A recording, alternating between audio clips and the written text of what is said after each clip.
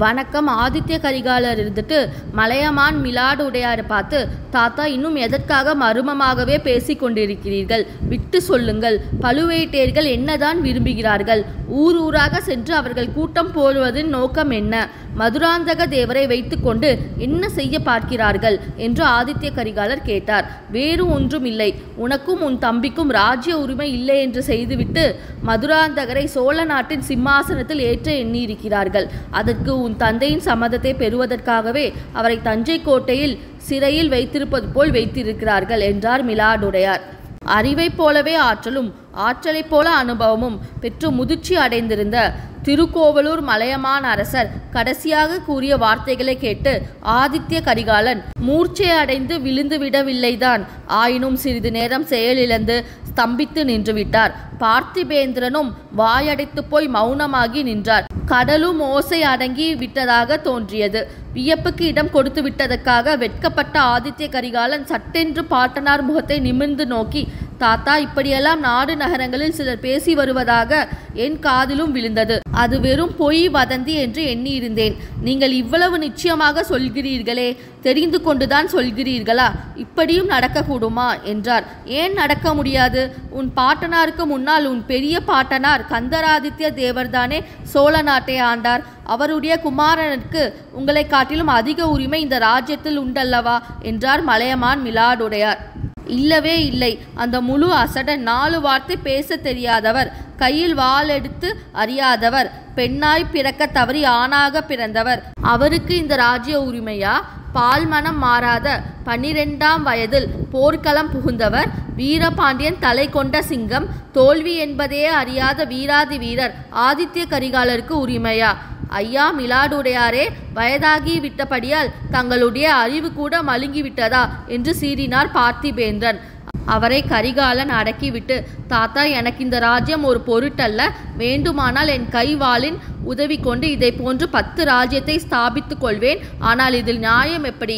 முதலிலேயே மதுராந்தகருக்கு தான் ராஜ்யம் என்று சொல்லியிருந்தால் நான் குறுக்கே நின்றிருக்க மாட்டேன். நாடறிய, நகரம் அறிய, மக்கள் எல்லோரும் அறிய எனக்கு தான் அரசுரிமை என்று இளவரசு பட்டாபிஷேகம் செய்துவிட்டு இப்போது எப்படி மாறலாம்? உங்களுக்கு இது சம்மதமாய் இருக்கிறதா என்று கேட்டார். எனக்கு சம்மந்தமாய் இல்லை. ஒரு நாளும் நான் சம்மதிக்கப் போவதில்லை. நீ சம்மதித்து ராஜ்யத்தை மதுராந்தகனுக்கு கொடுப்பதாக சொன்னால் முதலில் இந்த வாளால் கண்ட துண்டமாக வெட்டி போடுவேன். பிறகு உன்னை 10 மாதம் சுமந்து பெற்ற உன் தாயை வெட்டி போடுவேன். பிறகு உன் தாயை பெற்றவனாகிய நானும் என் கையினாலேயே வெட்டி கொண்டு சாவேன். என் உடம்பில் உயிர் இருக்கும் வரை இந்த சோழ ராஜ்யம் உன்னை விட்டு போக விடமாட்டேன் என்று அந்த வயதானோர் கர்ஜித்த போது அவருடைய மங்கிய கண்களில் மின்னொளி வீசியது.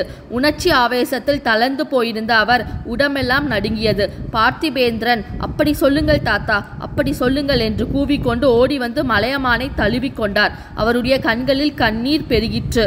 கரிகாலன் சற்று நேரம் ஆழ்கடலை நோக்கியவாறு இருந்தார். பிறகு பாட்டனாரை பார்த்து, தாத்தா, தங்களுடைய எண்ணம் அதுவானால் தயக்கமேன்? உடனே படை திரட்டி கொண்டு தஞ்சைக்கு புறப்படுவோம். பழுவேட்டையர்களையும் மற்றும் அவர்களை சேர்ந்த மலவரையர், சம்புவரையர், முத்தரையர் எல்லோரையும் ஒரேடியாக ஒழித்துவிட்டு தஞ்சை கோட்டையை பிடிப்போம். மதுராந்தகனை சிறையில் அடைப்போம். சக்கரவர்த்தியை விடுதலை செய்வோம். தங்களுடைய ஆசி எங்களுக்கு இருந்தால் போதும். நானும் பார்த்திபேந்திரனும் சேர்ந்தால் எங்களை வெல்லக்கூடியவர்கள் இந்த பூ உலகில் யார் என்று பெருமிதத்துடன் கூறினார். உங்களை போரில் வெல்ல முடியாது, உண்மைதான். ஆனால் சூழ்ச்சியும் சதியும் சேர்ந்து எதிர்த்தால் நீங்கள் என்ன செய்வீர்கள்? படையுடன் நீங்கள் தஞ்சைக்கு நெருங்கும் போதே பெற்ற தகப்பனுடன் மகன் யுத்தம் செய்ய வருவதாக கதை கட்டி விடுவார்கள். அந்த அவமானத்தை தாங்காமல் சக்கரவர்த்தி உயிரை விட்டு விட்டார் என்றும் சொல்லிவிடுவார்கள். அதை நம்புகிற ஜனங்களும் இருக்கக்கூடும் அல்லவா? அந்த நிலைமையில் நீதான் என்ன செய்வாய் குழந்தாய்? உன் மனமும் தளர்ச்சி அடைந்துவிடும். பெற்ற தகப்பனோடு யுத்தம் செய்ய வந்தவர் என்ற பழிச்சொல்லை உன்னால் தாங்க முடியுமா? ஆதித்ய கரிகாலன் தன் செவிகளை பொத்திக்கொண்டு சிவசிவா, கேட்க சகிக்கலை என்றார். அதனால்தான் முதலிலேயே நான் சொன்னேன், பெரிய அபாயம் நம்மை சூழ்ந்திருக்கிறது என்று. உபாயம் என்ன தாத்தா, உபாயம் என்ன? முதலில் இலங்கைக்கு நம்பிக்கையான ஆள் ஒருவரை அனுப்ப வேண்டும். அனுப்பி அருள்மொழியை அழைத்து வர செய்ய வேண்டும். அவர் போர்க்களத்தை விட்டு தன் கீழுள்ள போர் வீரர்களை விட்டு லேசில் வரமாட்டார். அவர் மனதை திரும்பி அழைத்து வரக்கூடிய ஆற்றல் உள்ளவர் ஒருவரை அனுப்ப வேண்டும். பார்த்திபேந்திரன் முன் வந்து, ஐயா, நீங்கள் சம்மதம் கொடுத்தால் நானே போய் அழைத்து வருகிறேன் என்றார். அது கரிகாலன் இஷ்டம், உன் இஷ்டம். ஆனால் போகிறவர் வந்தியத்தேவனைப் போல் சம்பந்தமில்லாத காரியங்களில் தலையிடக்கூடாது. பார்த்தீர்களா, நான் சொன்னேனே என்றார் பார்த்திபேந்திரன். வந்தியத்தேவனை பற்றி தங்களுக்கும் ஏதாவது தகவல் வந்திருக்கிறதா தாத்தா என்று ஆதித்ய கரிகாலர் கேட்டார். அவரை பற்றி முதலில் எனக்கு சந்தேகமாக கூட இருந்தது. அவரும் நம் எதிரிகளுடன் சேர்ந்து விட்டானா என்று. அப்புறம் அந்த சந்தேகம் தெளிந்தது. பார்த்தாயா பார்த்திபேந்திரா என்றார் கரிகாலன். அவர்கள் முழுவதும் சொல்லட்டும், அதற்குள் அவசரப்படுகிறீர்களே. ஐயா, வந்தியத்தேவன் பேரில் தங்களுக்கு என்ன சந்தேகம் வந்தது?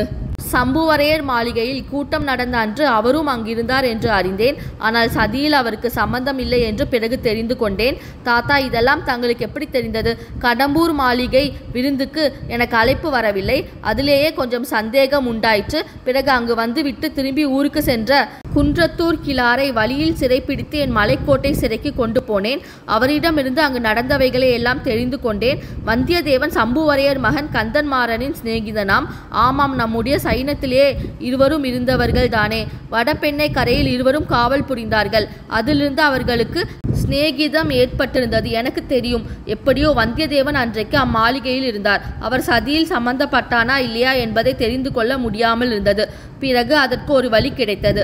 தஞ்சை கோட்டைக்குள் கந்தமாறனுடைய முதுகில் வந்தியத்தேவன் குத்திவிட்டு தப்பித்து சென்று விட்டார் என்று தெரிந்ததும், தாத்தா, இதை ஒரு நாளும் நான் நம்ப மாட்டேன். வந்தியத்தேவன் வேறு எது செய்தாலும் செய்யாவிட்டாலும் ஒருவருடைய முதுகில் குத்தக்கூடியவர் அல்ல. அதிலும் சிநேகிதனுடைய முதுகில் குத்தக்கூடிய சண்டாளன் அல்ல. அந்த சிநேகிதன் தன் எஜமானனுக்கு விரோதமான சதியில் ஈடுபட்டவர் என்று தெரிய வந்தால், இவனையும் அந்த சதியில் சேர்ப்பதற்கு அந்த சிநேகிதன் ஒருவேளை முயற்சி செய்திருந்தால், எப்படி இருந்தாலும் முகத்துக்கு முகம் நின்று சண்டையிட்டு இருப்பானே தவிர ஒரு நாளும் முதுகில் குத்தி இருக்க மாட்டார்.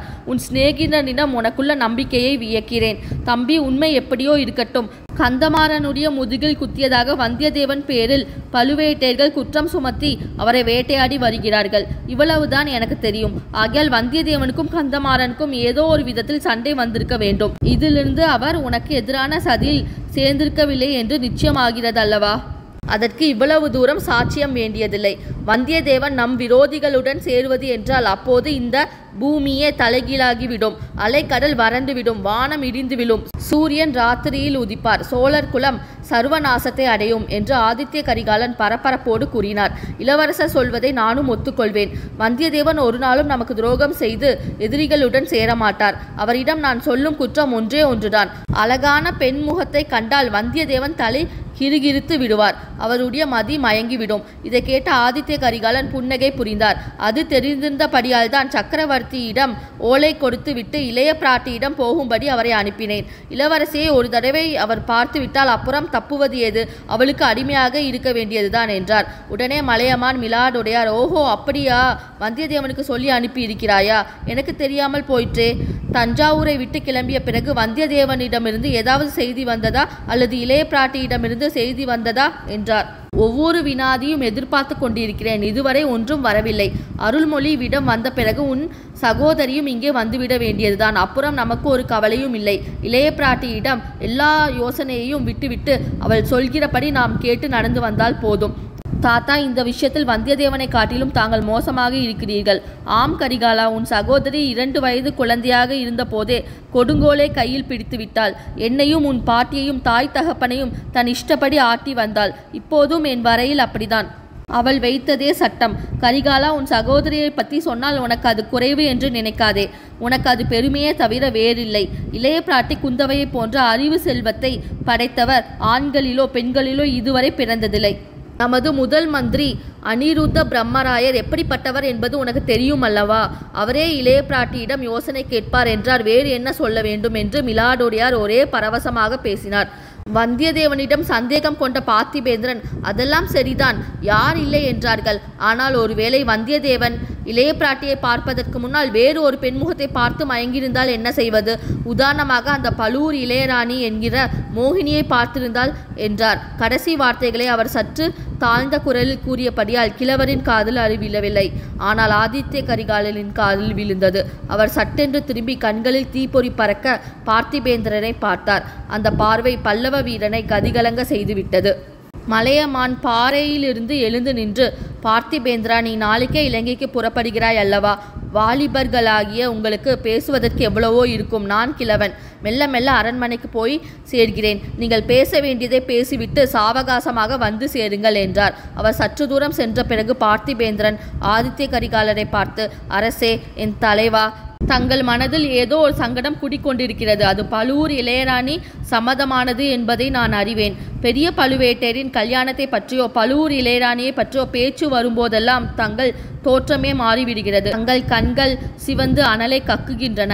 எத்தனை காலம் இந்த வேதனையை தங்கள் மனதுக்குள்ளேயே வைத்து கொண்டு புழுங்க போகிறீர்கள்?